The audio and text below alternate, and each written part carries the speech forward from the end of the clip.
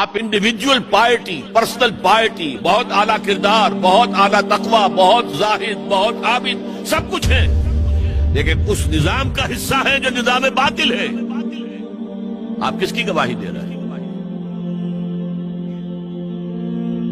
وَمَن لَّمْ يَحْكُم بِمَا أَنزَلَ اللَّهُ فَأُولَٰئِكَ هُمُ الْكَافِرُونَ، جو فیصلے نہیں کرتے اس چیز کے مطابق جو اللہ نے نازل کی ہے، وہی تو کافر ہے۔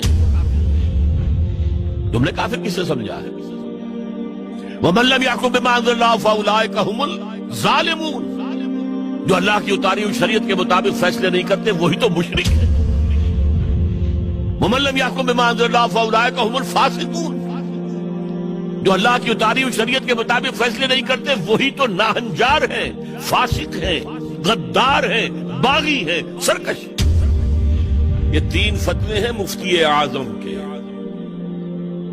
مفتی اعظم کون ہے؟ اللہ۔ قرآن میں یہ لفظ آیا ہے اللہ کے لیے، یفتیکم، یستفتونک، اے نبی یہ آپ سے فتویٰ مانگ رہے ہیں کلالہ کے بارے میں۔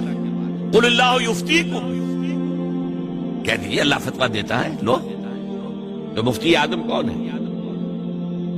یہ ساری دنیا کے مفتی مل کر بھی اگر مفتی بن جائے ایک، تو کیا اللہ کے برابر ہوں گے؟